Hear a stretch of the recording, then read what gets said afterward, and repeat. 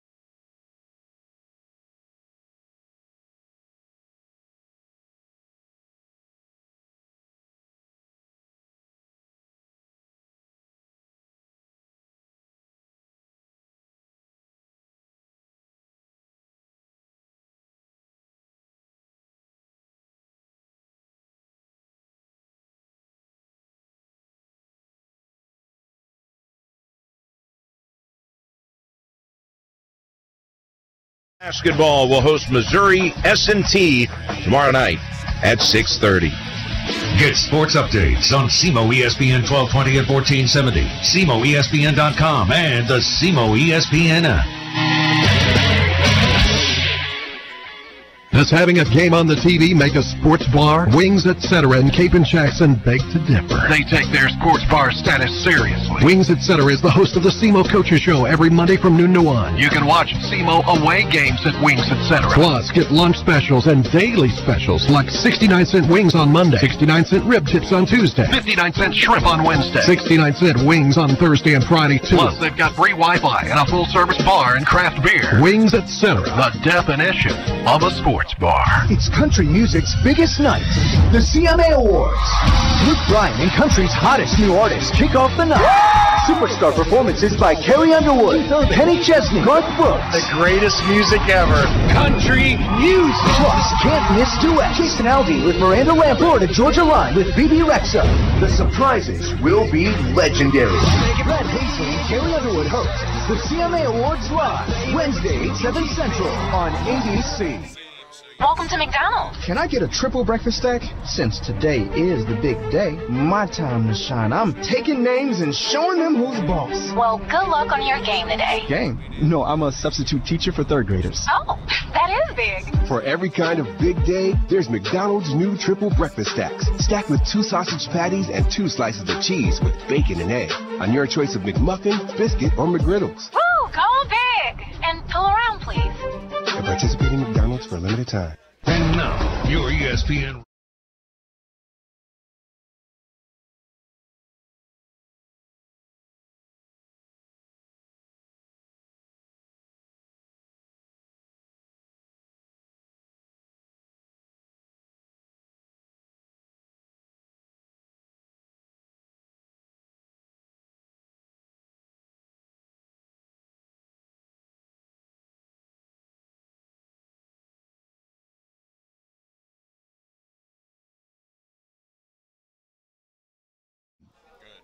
This is a proud presentation of Mississippi River Radio Sports, the sports authority.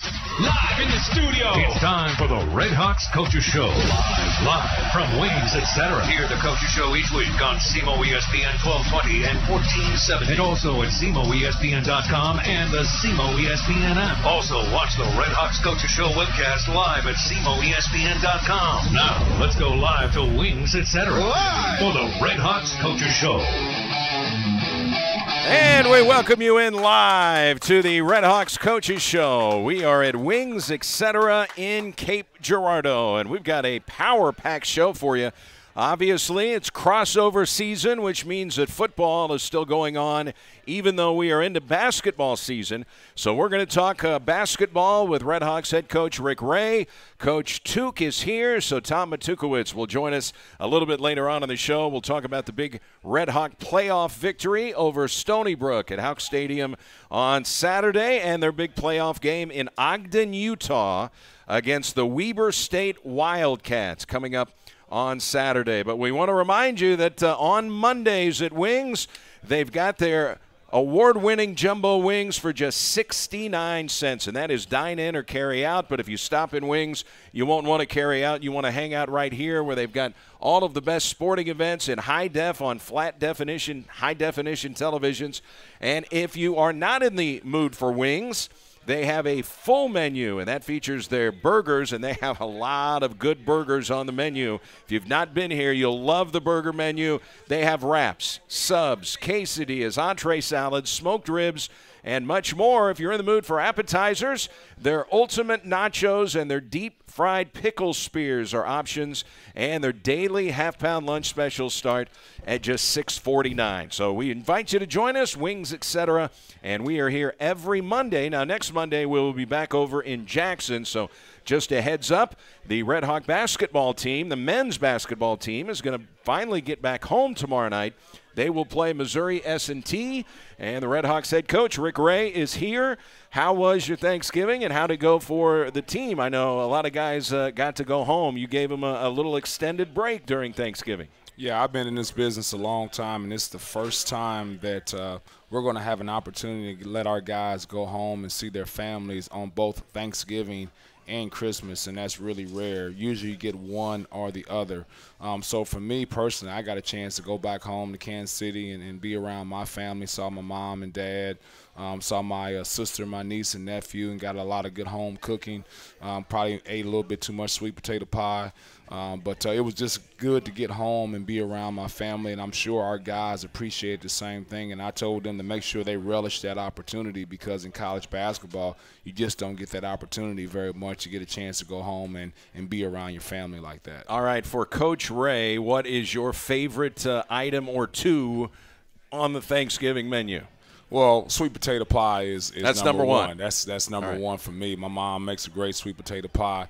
And then I'm going to go untraditional here. A lot of people won't, but my old man is from Louisiana, so I'm going with some chitlins there. So my mom was cleaning them when I got there, and so I took care of those. So I throw a little hot sauce on them, and I get in. Okay, now is it turkey? Because Kansas City, I know every time that we swing through the state of, over near the Kansas City area, we have to hit the barbecue. Is there any barbecue on the table at Thanksgiving dinner? Yeah, we had turkey, we had ham, and we also had some brisket.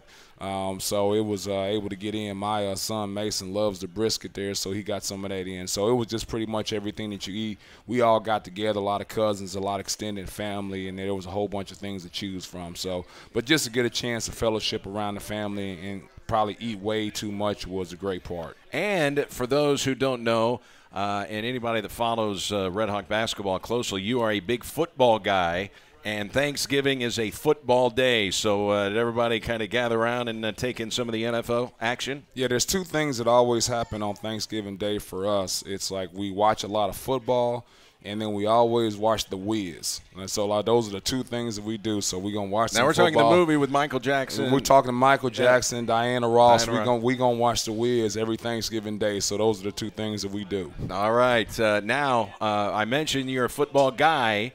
You were certainly keeping an eye on what the Red Hawk football team was doing on Saturday. How cool was that? I mean, we'll talk with Coach Tuke. We'll break the game down and everything, but how cool was that for, Southeast Athletics just in general? Well, just to see the things that coaches went through with his team. I know last year he spent an inordinate amount of time doing a lot of team building, trying to build relationships. And then what happens is he doesn't have the year that he wants to have last year, and you think, well, all of these things that we did were for naught, didn't mean anything. Well, the fact is that they did mean a lot, because it just doesn't take that 1 year to change what you're trying to get done. So to see all of the work and hard work he put in, the dedication he put into building a team, making sure you build those relationships, have them come to fruition this year for him. And then also talking about for our guys and then the community, what it does as far as bringing everybody together. It really for me, it's hard for me to be here right now even talking, because you got so many exciting things going on with football. I feel like the whole show should be dedicated to what's going on, because it's such a special situation as far as what they're doing, what they're accomplishing, getting to the playoffs, winning a playoff game, hosting a playoff game, and now getting a chance to move on is just something that really hasn't been done here. So to me, I'm just so happy for Coach Tuke and then all the people around that football program that I know that put in a lot of hard work and dedication to making sure they build the right culture in the program. Boy, and it just shows you also what coaching can do. You look at the way the game was at halftime. I mean, it was kind of a downer that they went into the halftime locker room down 14-0, knowing Stony Brook is going to get the football first to start the third quarter. And when you're in a situation like that where you're kind of down about how the first half went, but knowing there's so much more game to be played, and this translates to basketball as well, adjustments, coaching, and motivation in that halftime locker room are a big thing, aren't they? Well, and I'll tell you the other part of it is just sticking with the game plan. Obviously Stony Brook has a dynamic running game. And so you go into that game saying that, hey, we got to make sure we shut down the run, and they have to beat us through the air. And unfortunately, they got some good plays there with their wide receiver. The Wingate kid had a really good game. But you also have to, hey, we're going to give up something here as far as going through our game plan. But in any sport, it's all about turnovers. And so the fact that they were able to force turnovers, I think we're number 1 in the nation in the country in plus 27 turnovers. And so the fact that we were able to turn them over, and then after you were able to turn them over, now it becomes a game of field position. So we were in unbelievable field position every single time we got the ball. And then when Stony Brook got the ball back, they had to travel the length of the field, even when we did stop them on punts. So to me, it all changed around just that momentum as far as like that turnover game. And as the Red Hawks did, it's one thing, like you can be involved in a basketball game. You can force a lot of turnovers. That's great. Or you can turn the ball over a lot. That's great. What's the other team do with the turnovers? And had the Red Hawks gotten the turnovers but settled for field goals or they didn't get anything out of it, a 3-and-out series, then it's a much different ball game. But just like in basketball, if you're able to take advantage off turnovers, I mean, that stat in basketball, points off turnovers, well, there were 21 points off turnovers on Saturday. Yeah, and that was a huge key. Not only did they turn them over, but we capitalized off of it by getting into the red zone and scoring and making those opportunities. Because if you look at offensively, we didn't have a great game as far as like the stats. But when we got that ball off those turnovers, we were able to punch it into the end zone, and that's huge. To turn that into, sometimes that ends up being 0 points. Sometimes it ends up just being a field goal. But to take those opportunities that you have due to turnovers and turn them into 7 points, and end up being 21 points, that's the ball game right there. What's it like when momentum turns in a game like that? Because the crowd was into it, SEMO was into it, their sideline was way more hyped than Stony Brook. Stony Brook could feel it starting to slip. What's it like to be involved in a game where you just feel the momentum changing and the home crowd and everyone starts believing? What's that like as a head coach? Well, with basketball, it's so different because they always talk about basketball as a game of runs. You know, in football, you don't have that opportunity as much because it can change. But in basketball, you know the opposing team is going to go on a run. You know that you're going to go on a run. It's all about how do you react, you know, to that run. And I thought for us, like once we got that momentum and now things have changed, the momentum had changed for the other team, they didn't kind of bounce back from that where our team kind of thrived off the momentum that we had due to the turnovers. So the Red Hawks rally for 28 points in the third quarter, and they win the football game, and now they are traveling to Ogden, Utah, to Weber State. Ever been to Utah? Ever been to Weber State? Yeah, I've been to Utah several times. When I was at Indiana State, we actually played the NCAA tournament series down there. So we advanced into the NCAA tournament and was actually the same year kind of what marking that Larry Bird, that first year the Indiana State had wins. We played in Salt Lake City. So I've been there for that. I've been there to play. We played at Utah State before, which is an unbelievable environment for college basketball.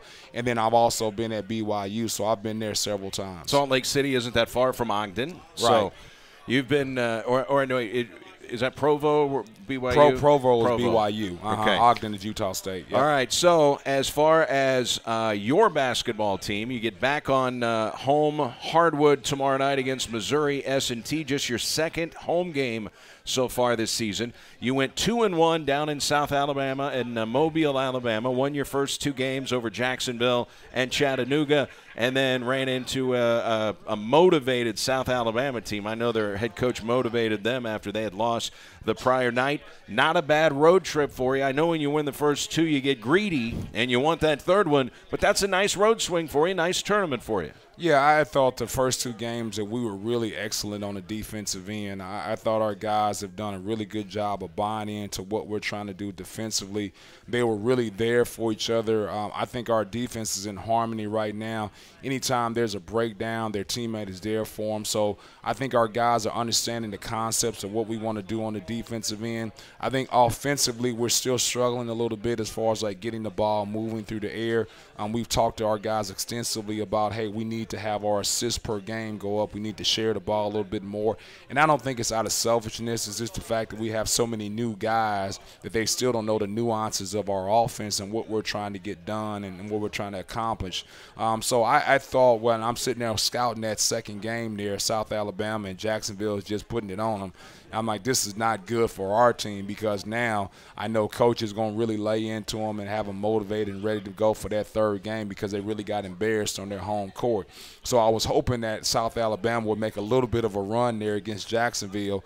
But I also think this is a learning experience for us as far as like our new guys, how to win a championship. It's hard to go from a situation where you've just been mediocre and just kind of been like 500 to all of a sudden now you got a whole bunch of new guys that are trying to win a championship for the first time. So now they understand what it takes in order to win that championship. So hopefully we learn from that. So we're coming to a tournament setting again, which obviously for us would be the OVC postseason tournament. Now we've experienced what it takes to win 2 games, 3 games in a row, so we can have some success the second time around. You had really focused so much on defense in the offseason. I thought it was so interesting what you said about how you wanted to improve on the defensive end of the floor. You said, hey, we tell all of these guys, go out and work on your craft, work on your game. Your offseason needs to be something where you are just working every day. And you said, as head coaches or as coaches, we've got to take the same philosophy. We've got to work hard. We've got to get better in the offseason. Talk a little bit about what you did in the offseason to focus on defense, the trips that you made, the coaches that you talked to kind of really fine-tune the approach that you wanted to take with this year's team on defense. Well, I think the first thing is we always ask our guys to make sure they put in work in the offseason and trying to get better. There's no way our team gets better unless individually they work on their weaknesses and they improve. So what we ask them to do is work on their game. So I think it's really unfair if we're going to have a situation where we're asking our players to work on their game and to improve in the offseason, and we as coaches don't do the same thing. So to me, like, I owe it to my players to make sure that I'm going and working on my craft as well. And I think that we've been pretty good here offensively as far as like some of the things that we've done. And I think we've really done a great job of simplifying our offense as we continue to progress throughout the years here.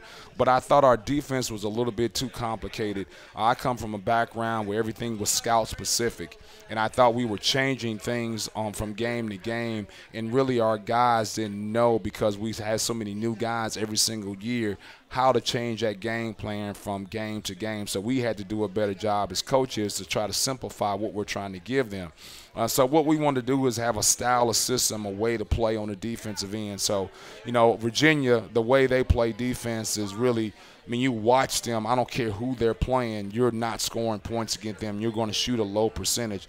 So that kind of a pack line defense is something that I wanted to look at, and something that's really simple where they didn't worry about who they were playing. They were going to have these principles that they were going to rely on, and I wanted to make sure that we gave our guys some of the same things. So Jim Boone is a coach down at Delta State that has that pack line defense and really does a great job of teaching it.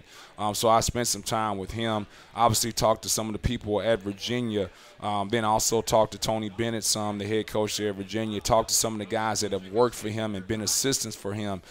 Just making sure that we talk about some of the things that we want to do. But then I've been really fortunate to work for guys that are so good, like Matt Painter at Purdue, Brad Brownell at Clemson, and then some of the guys that I worked with, like Earl Grant, who's doing an unbelievable job at College of Charleston, being able to just sit down and Conzo Martin over at Mizzou and just kind of talk basketball. So you don't want to take too many things, because you don't want to inundate your guys with too much information. That's the whole point of this. We wanted to make sure we were making it simple for them so they can concentrate on playing hard.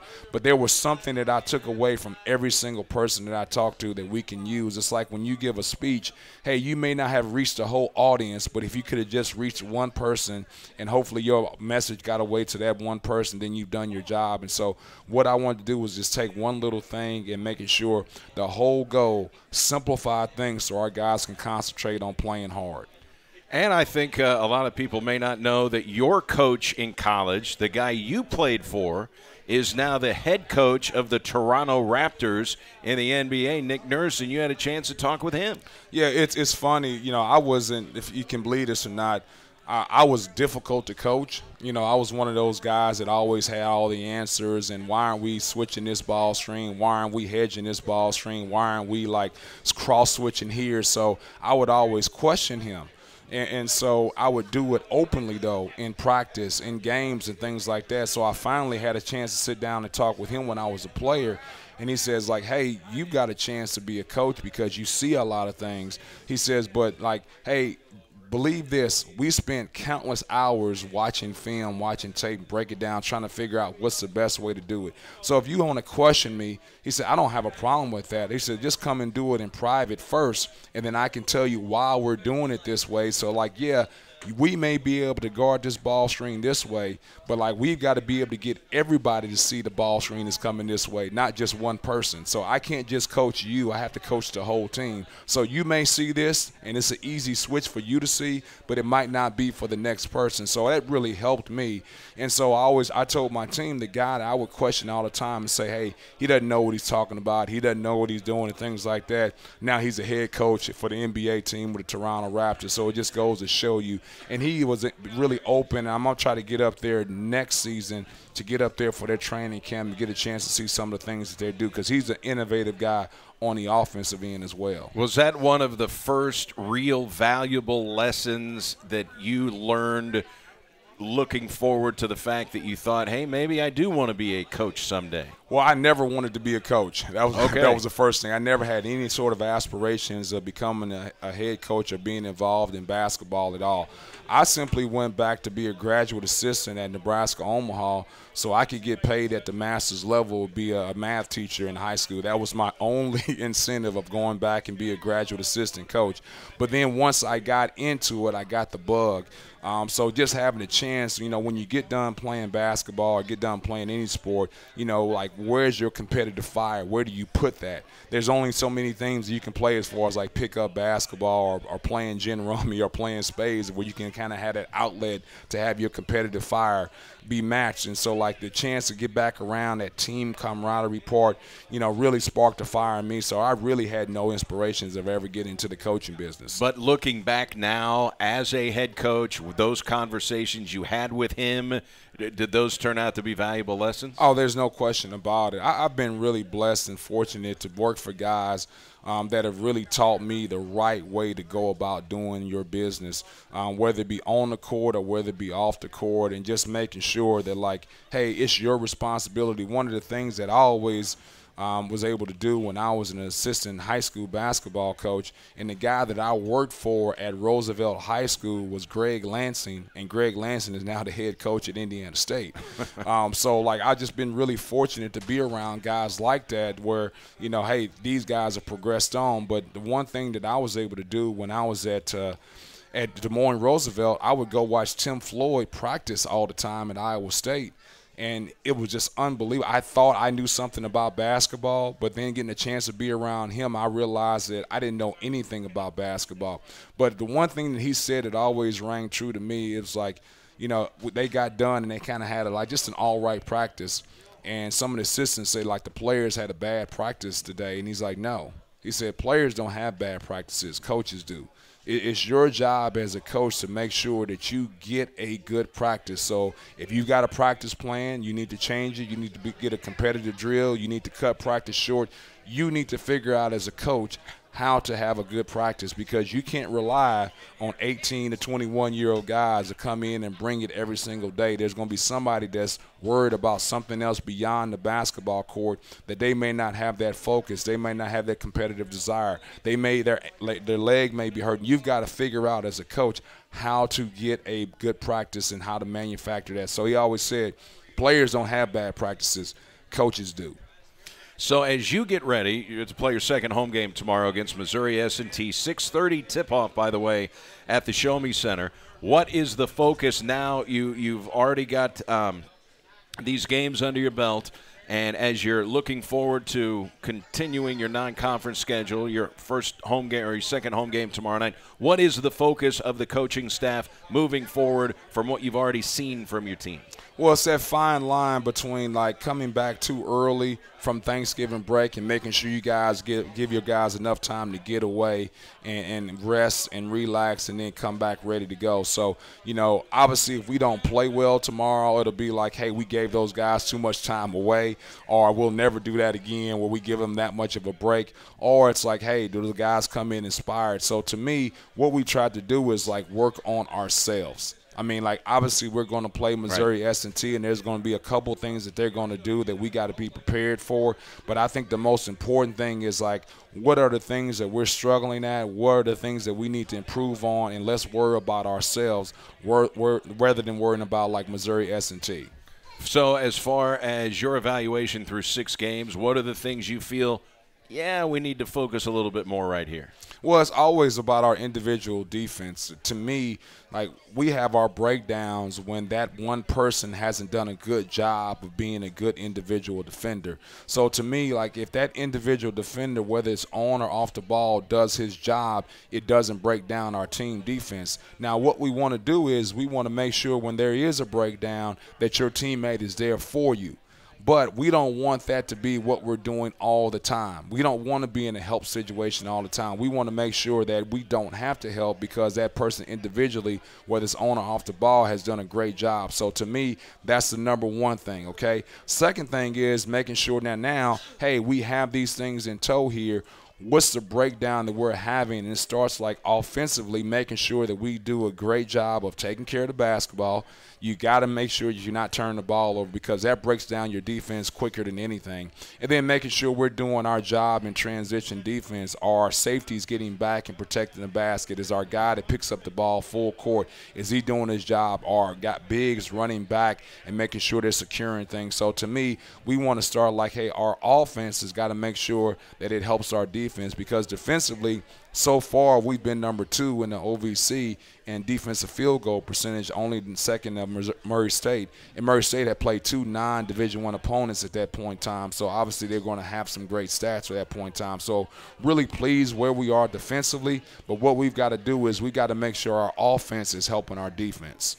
And you've been rebounding the basketball well, Coach. I mean, you had a couple of games. I mean, even though you lost the South Alabama game, you out-rebound them 46-32, and it was 49-35 in the win over Jacksonville.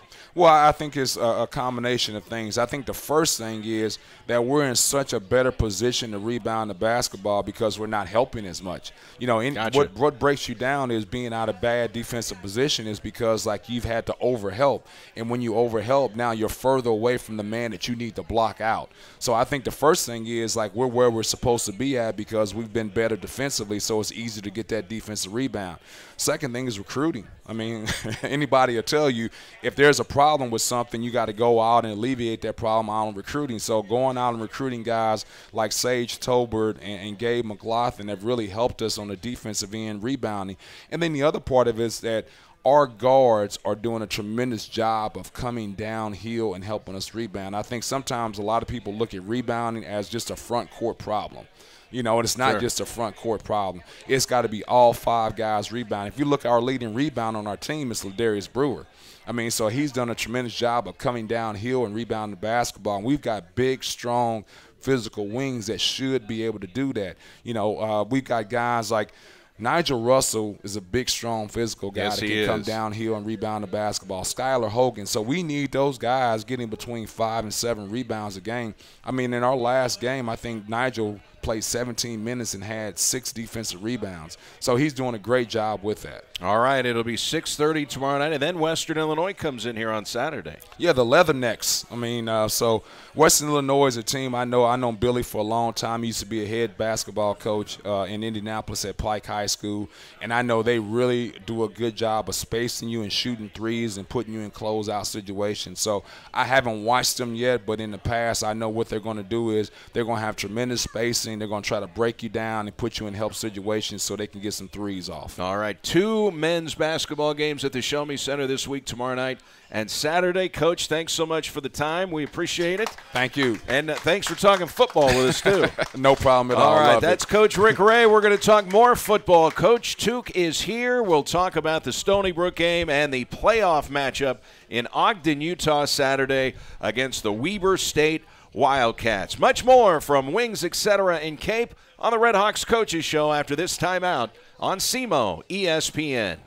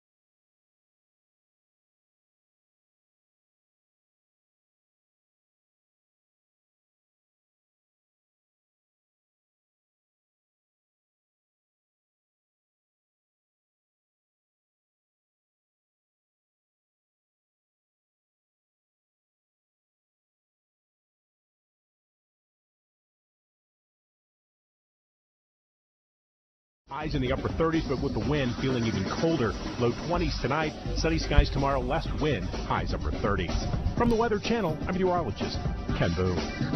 You're up to date with the latest weather forecast right here on the ESPN Radio Network. This is Mike Golick for the best in local sports talk and play-by-play. It's SEMO ESPN.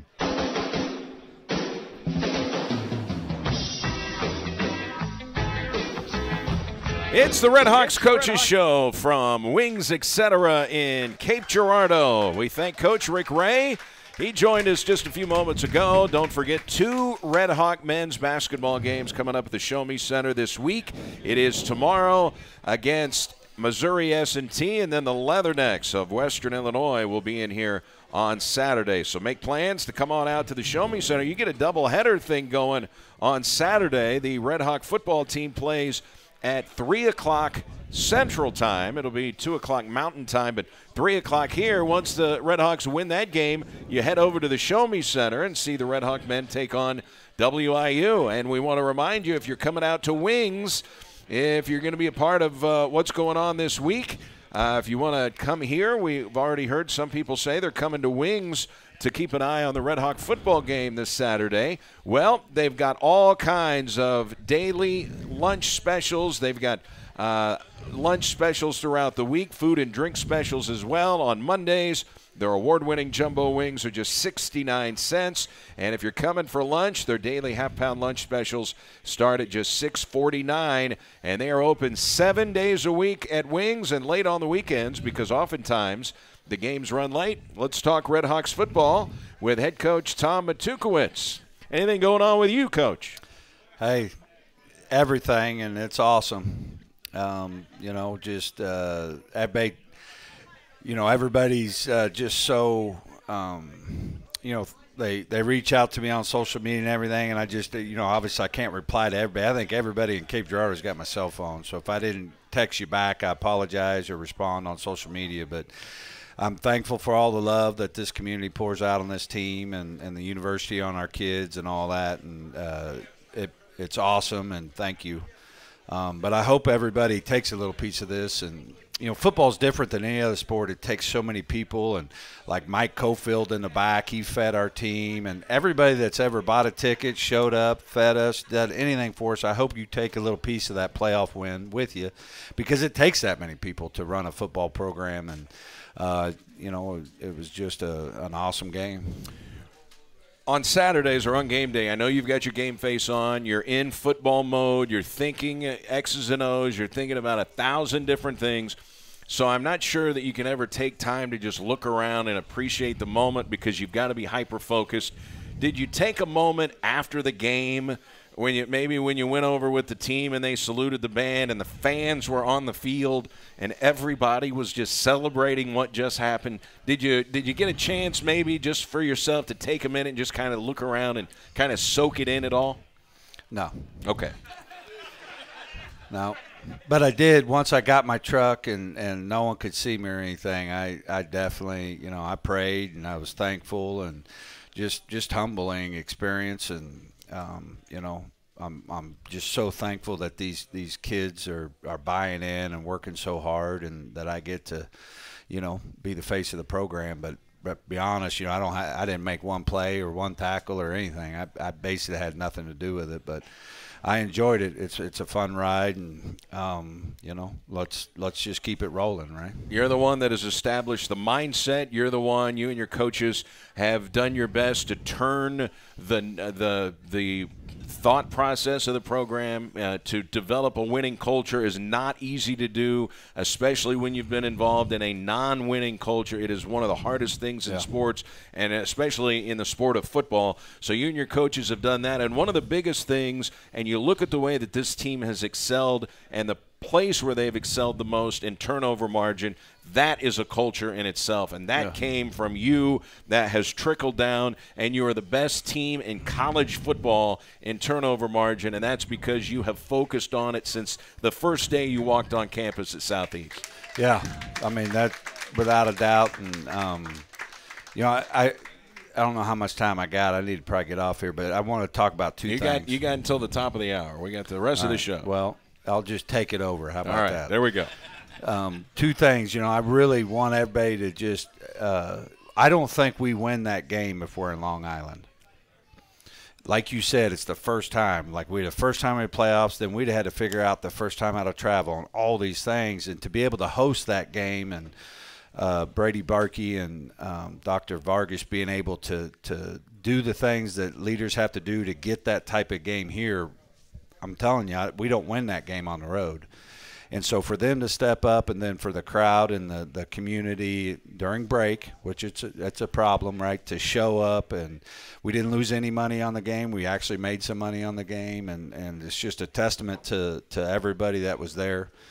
And then the halftime and the third quarter, basically we started the game, we're all feeling good about each other, and hey, we're at home and look at all the people, and we're just going to show up and take the Long Island Express off the tracks, right? And all of a sudden they walked in and punched us right in the face. And at halftime there was that waver a little bit. Like I was trying to get him going at half, and hey, you got to believe, and hey, the quarterback, he's going to cool off, and hey, if we catch a couple passes, we're fine. But when I was looking in there, I was concerned. And I mean, I'm glad there's not a camera in there, because for about 45 seconds I blacked out, not sure exactly what was said. But it was something like this, like, we're trying to turn a program around. This next quarter is the most important quarter in the history I've been your head coach. You have to respond. Like right now you're wondering, you got to go out and you need to hit them right in the face. That's all. You got two choices. You can, be over there in your feelings and feel sorry for yourself, or you could come out and start swinging on people. That's how you got to respond. And I mean, the way they responded and came out in that third quarter was unbelievable. And so those were I think that was a program moment, because like you said, everything's a first. Like most programs are just happy to be there. In our early stage, sure, of, hey, you make the playoffs, I'm just happy to be here. But for them to take that next step and believe they can win and handle adversity is everything, because in that third quarter, what happened is they didn't handle adversity. 2 quick turnovers, then they had 3 stupid penalties, got a guy ejected. The head coach is shoving people on the sideline, and so it imploded. 28-14 later, and we're going to Utah. And it's like that quick, too, and you got to be in the moment. You got to be able to handle your emotions and be able to get everybody on the same page. But I'll never forget that third quarter, because I really think that did a lot for our program that we'll see for years. And it's not just the fact that you scored 28 points. So statistically, you can say maybe it's the greatest statistical third quarter, but all of the other things that you mentioned, exactly. because there wasn't anything going on in the first half. And at halftime, the fans had to be thinking, man, oh, man, are we overmatched here? What's going on? And the same guys that were hugging me after the game were dog cussing me at halftime. So don't even act like you weren't. And you know what? It's okay. I still love everybody. So all of a sudden, and it's just amazing all the playmakers that you have on defense. But one of the guys near the top of the list is Justin Swift. He just is. I realized the ball was tipped. I think it was Clarence Thornton that tipped the ball. Justin Swift was there. And then all of a sudden, your sideline was like, yes, here we go. That's what we needed, And then you decide, okay, we've been doing a lot of this sideline stuff. We've been doing a lot of east-west stuff. The middle of the field looks like it might be vulnerable a little bit because they're overplaying the sideline and the receivers and things. And I don't know how much was designed with Santa Catarina, but all of a sudden, with his legs running the football down the field, in the middle of the field where there was room to operate, their defense did not adjust very quickly to that. Yeah. I want to make sure I just back that up with Clarence and the D-line. Man, they did such an amazing job. Just the tip balls and stuff like that doesn't get noticed. But then all of a sudden Swift is just there to catch it, and it's a pick. But also Clarence sacked their starting quarterback, number 10, and hurt him. He was out of the game. So, D-line, again, there's no stat for that. But that has a huge impact on the game. Then obviously, they were really teeing off, getting up the field on the pass rush. And so it was kind of opening up some pass rushing lanes for the quarterback to scramble. And, that's why you got to have a mobile guy, but more importantly, just the savvy, to take what the defense gives you. And, offensively they responded and, 28 points off those 3 turnovers. What did you see, though, after they had all that success? He runs the ball into the end zone. It's 14-7. Then you get the ball back and you score another touchdown. But what did you see them? Did you see them all of a sudden scrambling on defense? Oh, man, the quarterback's killing us. What are we going to do to adjust? And when you adjust for something like that, other things open up, right? Yeah, exactly. They were just they had lost it for a little bit, and by the time they got it back, we already got to a 2-score lead, and the game was over with that type of offense with their backup quarterback. And when you knock Carbone out, now Carbone, their quarterback, he's a senior guy, and he came in with a 51% completion percentage. That's not good in college football. And he comes out, and I think he completes 13 of his first 15 passes. He was 15 of 21 at halftime, and you're like, I thought this was a 50% completion guy. He was on fire. And then in the third quarter, 0 for 6. Right. I mean, that's the thing we talked about at halftime. And, that's sometimes they're going to make plays, and you can't, let that get you down. And defense, you got to keep coming. He'll cool off, and we'll get pressure and all the things that we need to do, stick with the plan. And I thought defensively, though, is one of our better games. And we turned them over 4 times, holding them 14 points, and there's a lot of 3-and-outs. So really proud of the defense, and a lot of young guys there too, so they're growing up fast. And this was a team, Coach, let's face it, they were just lining up and running over their opponents. They had 2,000-yard rushers where they were just blowing up defensive lines.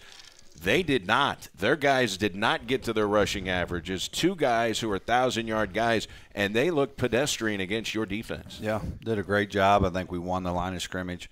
Again, it goes back to those D linemen and being able to hold up in there, just like if you're playing Jacksonville State or any really good team, you got to try and win the line of scrimmage, or it's going to be a long day. Got to do it again because this team we're playing is better.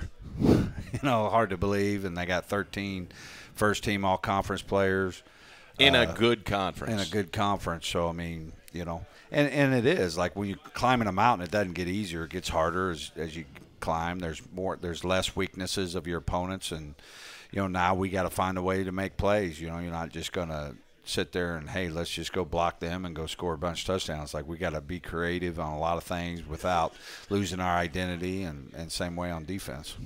If I told you before the football game that you would have less than 250 yards of offense and you would go 1 of 12 on 3rd down, I mean, those are stats that you look at and say, would you have thought that you have won the football game by 2 touchdowns? No, obviously. You know, that's why it doesn't matter. You know, stats are for losers, basically. When you lose, you talk about stats. You know, and the only stat that matters is winning. And, you know. The winning stat in this game, with those numbers I just gave you, was 4-0 in turnover margin. Exactly. That was the stat. Yeah, exactly. That did it. Exactly. 21 points, I believe, off of it. Yes. We didn't get anything on the first turnover in the first half, but I think we were 3 for 3 on the second half. And you know what's interesting? You know, when Southeast was in the stretches, you know, during various coaches over the years, where the winning just wasn't as prevalent as everyone wanted it to be, it seemed like you didn't get the breaks, you didn't get a call by an official. It seemed like, you know, all the little things kind of don't go your way.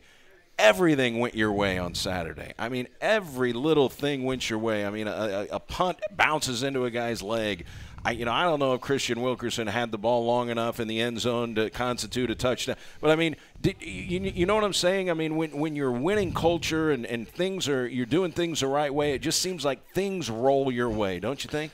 Yeah, I agree. I mean, obviously, you know how I feel about luck and karma and fortune cookies, you know. But, you know, to me, it's a God thing, you know, and this won't sell any ads. But, you know, we're playing Ostepee, and our kickoff returner's carrying the football, drops it, sprinting, it right back in his hand. I mean, just over play after play after play, season after the whole season. And I just feel like, you know, God honors those who honor him, and we got a bunch of great individuals on this football team, great character, and good things happen to good people. I mean, you know, definitely don't believe in karma or luck or anything like that, but I believe in character wins, and so that's what I think it is. You know, one other thing before we go to break, and then when we come back, we'll talk strictly about the Weber State Wildcats, your opponent on Saturday. I thought it all started as you were coming out of your locker room to go through the rock and lock and get introduced, and here the Stony Brook guys are at the edge of the end zone, and they're yapping, and they're trying to get in your guys' face, and the officials are having to hold them back, and they were trying to intimidate you, but the smack talk started before the game even kicked off, and you guys were the ones that took care of business. Yeah, exactly, and it goes back to handling your emotions. You know, when you are heated, clarity goes down. Like you can't be clear in thoughts and execute when you're over the top, and you got to keep those emotions down a little bit. And so our team's learning that. I think that's what happened to us at Murray, to be honest. I think we were too cranked. You know, obviously we got up to a good lead, so it worked at first, but then I think it really hurt us with the penalties and things like that. And but you hit it on the head. You know, that was kind of their game that they were going to try to play with us, and we, you know, didn't buy into it. And it's interesting because you had an experience earlier in the season where a team was kind of doing the same thing with Jacksonville, and you didn't respond. So you had already been through that adversity before, right? That's why this game is one of the best teachers about life. Like, that's life. Like, all the time it's going to happen. Somebody's going to say something stupid to you on social media, and all you got to do is delete it. Someone's going to cut you off in traffic. Who cares, right? Some insignificant person is going to say something stupid to you. Like, that's just how life is. Like, don't worry about it. Don't get all bent out of shape, because that's what happens is then it affects you, and then you make poor decisions because you let someone else get you heated up.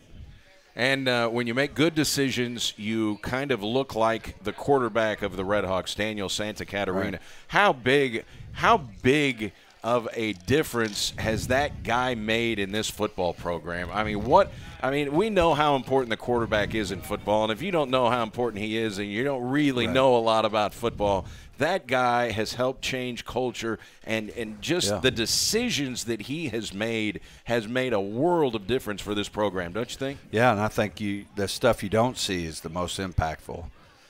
One is he has a relationship with just about everybody on the team. He doesn't have to. You know what I mean? He's a quarterback, but he, like, cares about everybody. He's just such a great kid. And it just goes to show you in life, like, character wins. You could take character to the market, bring it home, and buy groceries with it. Like, character wins. And so when someone's raised well, it's just you can't put a price on that, because when they're in these high critical situations, they're able to respond and not, train wreck. Because you've seen quarterbacks train wreck too. Oh, yeah. And I tell them all the time, no matter how bad it is, you can always make it worse. You see it all the time. Quarterback in a bad situation, he panics, throws the ball up or whatever, and he does it, man. He's always making good decisions with the football. Can't wait for the game Saturday. Again, it's a 3 o'clock kickoff in Ogden, Utah.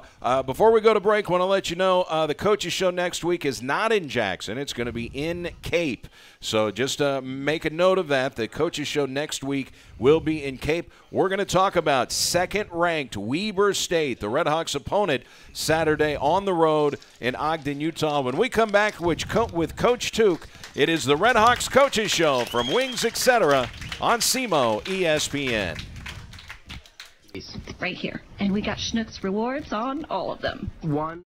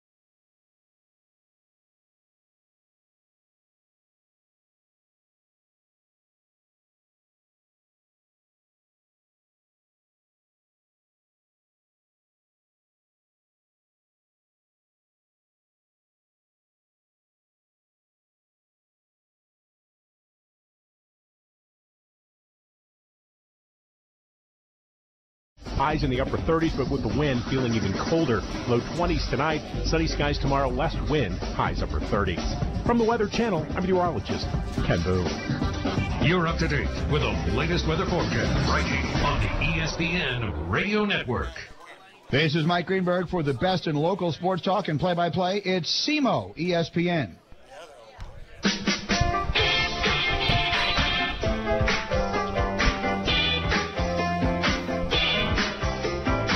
Welcome back to Wings Etc. in Cape, the Red Hawks Coaches Show. We are here with Coach Took. We talked with Coach Rick Ray a little bit earlier. Don't forget, 2 Red Hawk basketball games at the Show Me Center this week. On the men's side, it will be Missouri S&T tomorrow night at 6:30, and then Saturday it's going to be Western Illinois. The Red Hawk women are at home on Thursday, so you've got 3 opportunities to come out and watch Red Hawk basketball at the Show Me Center this week. Coach Took is here, and as you get ready to head to Ogden, Utah, Coach, a little analysis of Weber State.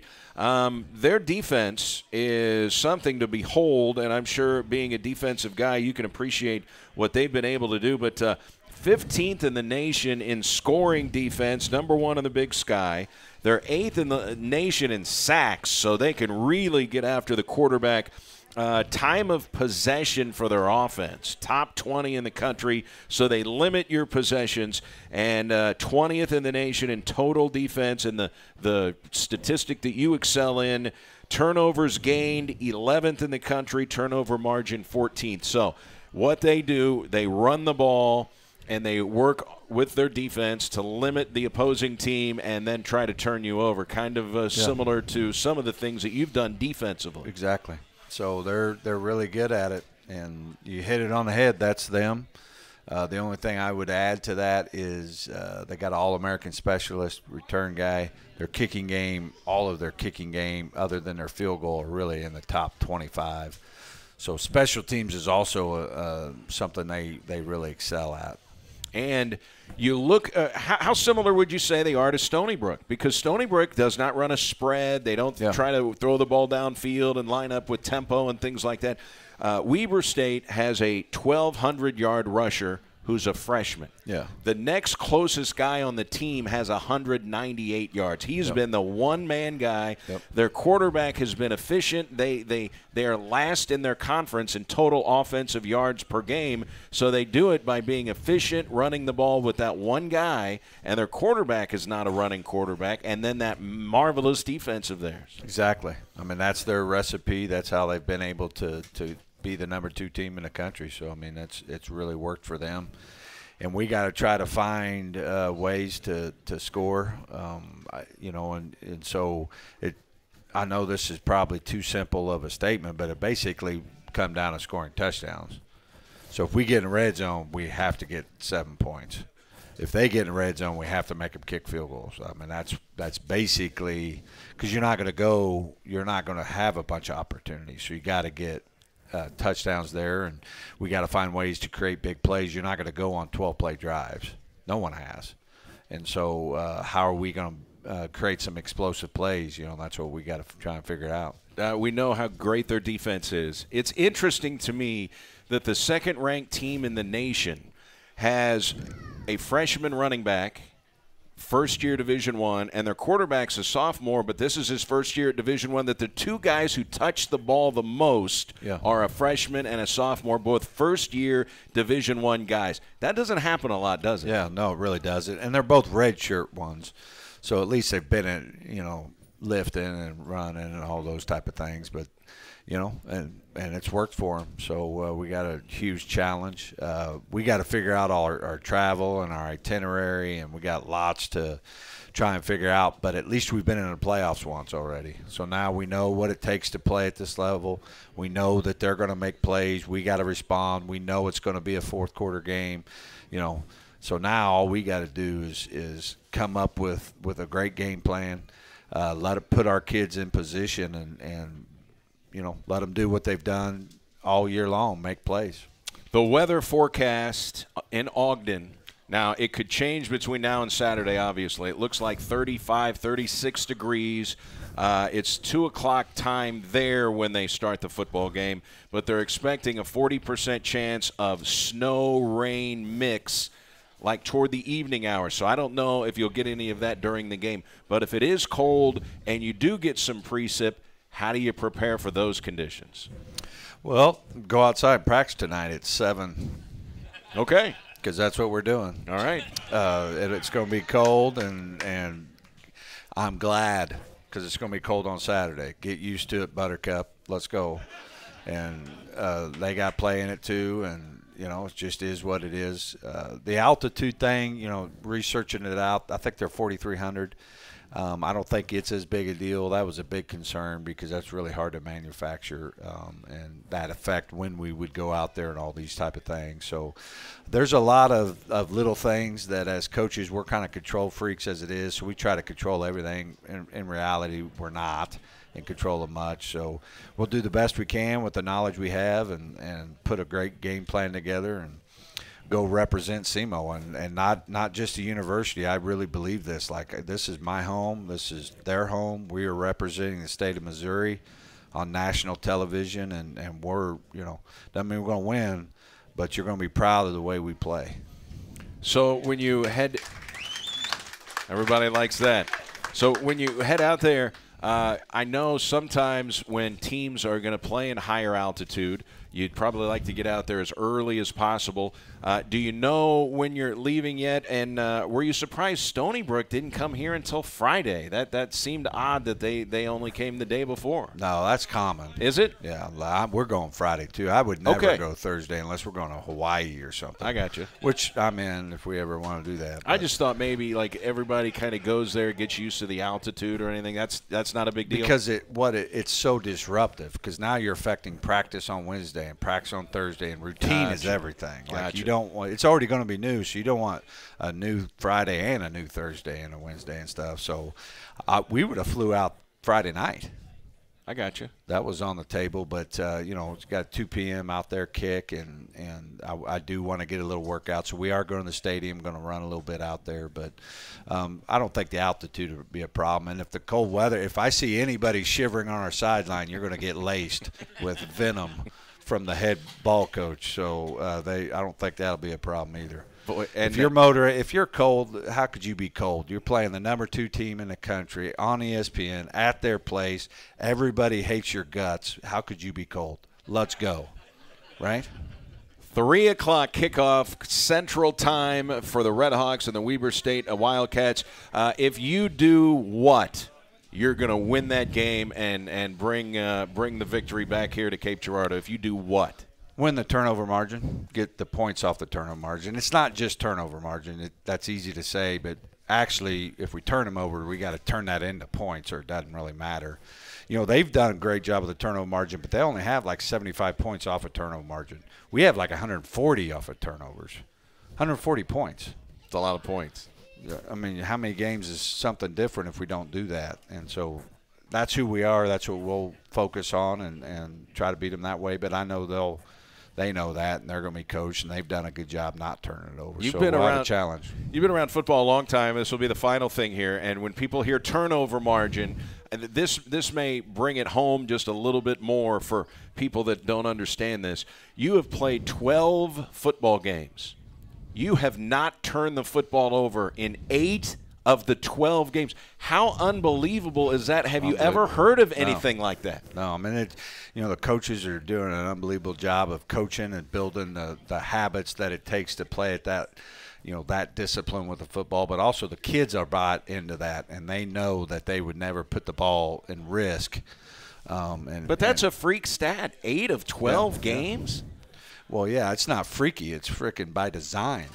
It's not a fortune cookie. Hey, right. Oh, look, we're not going to turn it over today. Like, it happens because we went out Monday, Tuesday, Wednesday, Thursday, Friday, and worked on it. And another stat that is just unbelievable for fans to think about, you've played 12 football games. You have lost 1 fumble all year, 1 fumble. That's unbelievable. Yeah. And, again, that's preparation. Yeah, preparation goes back to your character and just solid human beings that they're not going to have a lapse in judgment in a moment of truth, and they're going to really take care of the football. And my pregame speech every Saturday is I hold the football up and I said, if you have it, you have everybody's hopes and dreams for this year. Everybody that's watching the game, their hopes, their pre-party good time, you have it in their hands. Make great decisions with it, because one turnover you could lose the game.